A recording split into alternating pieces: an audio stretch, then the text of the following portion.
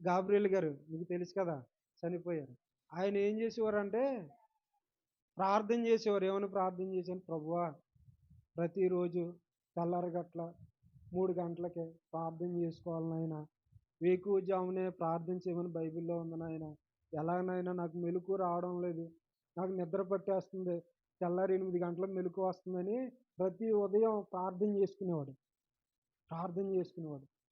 ఈ తృష్ణ ఏంటో తెలుసా? వేకువజామున 3 గంటలకే దేవుని సన్నిధిలో గడపాలన్న ఆరాటం.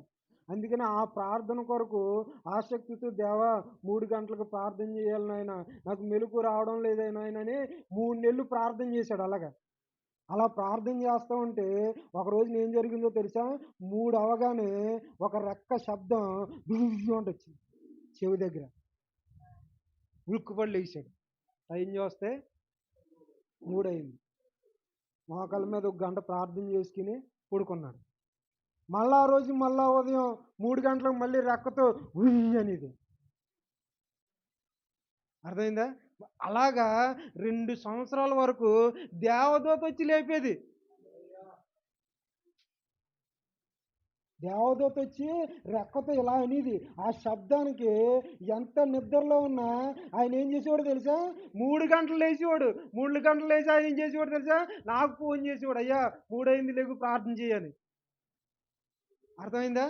అటువంటి ఆత్మ సంబంధమైన అనుభవాలు మనం పొందుకోవాలి. ఎప్పుడు పొందుకుంటాం?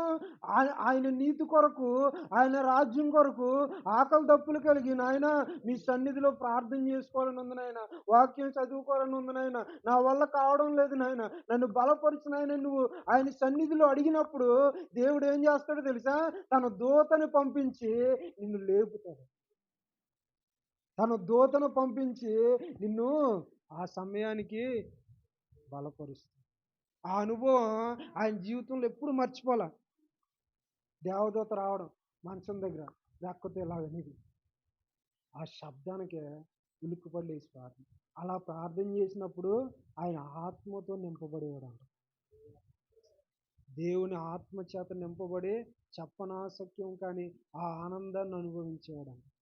అటువంటి ఆత్మ సంబంధమైన అనుభవాలు మనకు కావాలి. అటువంటి తృష్ణ కలిగినప్పుడే అటువంటి అనుభవాలు ఉంటాయి. అంతేగాని భక్తి చేసేస్తున్నాం వెళ్ళిపోతున్నాం అంటే అవ్వదు.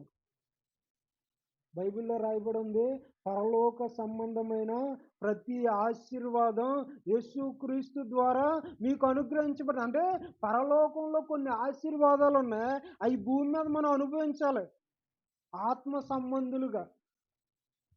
అవి మనం అనుభవించినప్పుడు ఇక ఉపయోగం ఏంటి?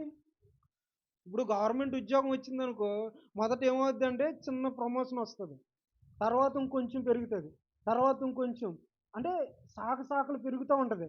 ఒక స్థాయికి వచ్చినప్పటికి అందరికి ఏమైపోతావు, నువ్వు హెడ్ అవుతావు, నాయకుడు అవుతావు. అలాగే ఆత్మీయ జీవితంలో కూడా కొన్ని స్థాయిలు ఉన్నాయి, ఆత్మ సంబంధమైన స్థాయిలు ఉన్నాయి. ఈ స్థాయిలను ఎక్కాలంటే ఆ ఆశీర్వాదం ఒక్కొక్కటిగా మనం పొందుకుంటూ ఉండాలి.